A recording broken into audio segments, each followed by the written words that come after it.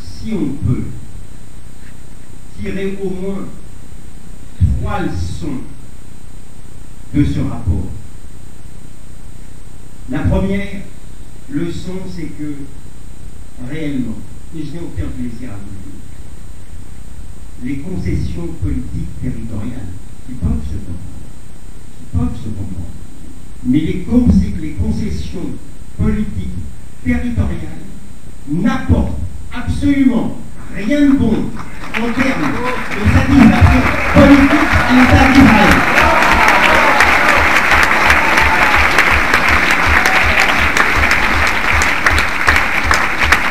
Israël est populaire 24 heures après des concessions territoriales.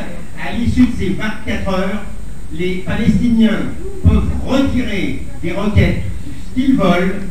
On n'attend aucune compréhension particulière de la communauté internationale. Il faut le savoir.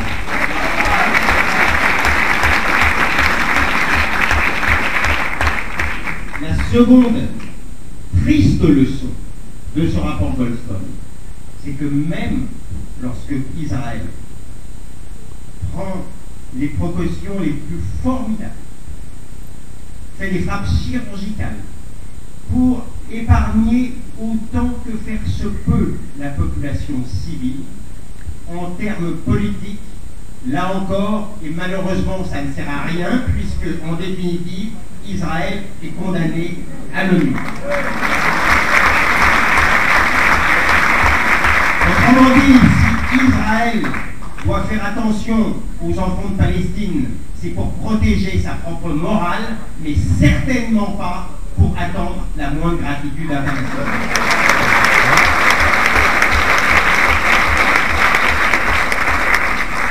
Et bien entendu, leçon d'évidence, tristement banale. Il n'y a strictement rien à attendre de la justice internationale.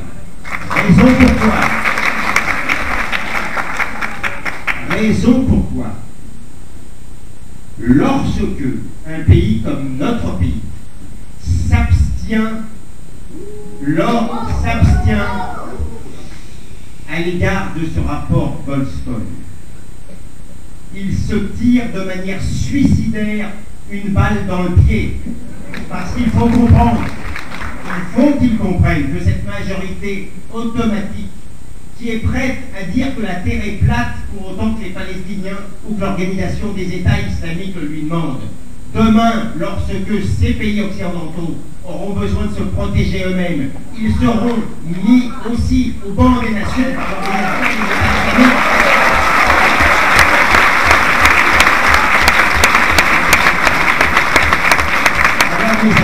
Alors mes amis, pour conclure,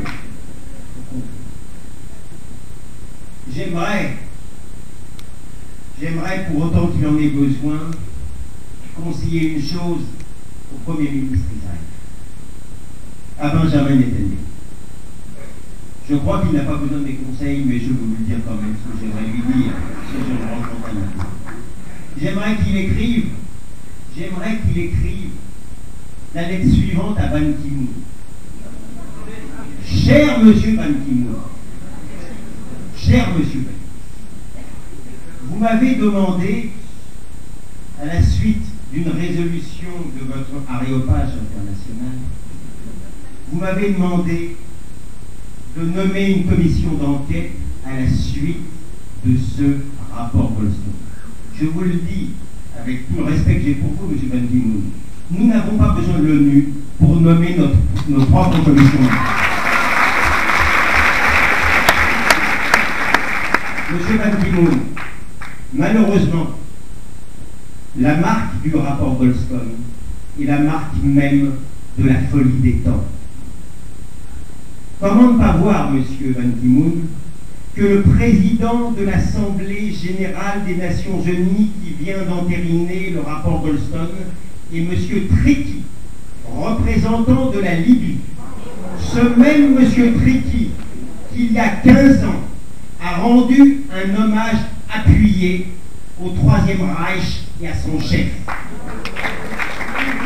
Par conséquent, M. Ban Ki-moon, je vous le dis respectueusement, tant qu'il y aura une commission des droits de l'homme qui sera composée de M. Triki et de bandits de grand chemin du même acabit, nous ne déférerons certainement pas à ces injonctions. Et je vais vous dire autre chose, M. Ban Ki-moon. Je vais vous dire autre chose. Ce rapport Goldstone, tant que nous ne sommes pas des imbéciles, M. Ban Ki-moon, nous avons constaté tout de même qu'au plan statistique, Israël est condamné 50 fois plus que toutes les autres nations du monde, plus que le Soudan, plus que la Libye, plus que l'Algérie, plus que l'Arabie Saoudite, plus que la Russie, plus que la Chine, tous ces membres de la Commission des droits de l'homme dont l'appellation est une insulte aux droits de l'homme. Par conséquent, tant que ces membres composeront l'Assemblée générale, vous ne nous ferez pas pleurer avec vos rapports. Vous nous inspirerez le plus grand des fous rires.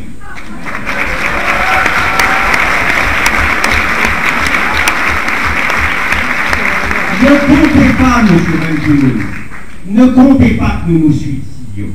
Nous n'allons pas nous suicider sur l'autel de la naïveté de l'opinion publique internationale qui est mystifiée depuis une trentaine d'années.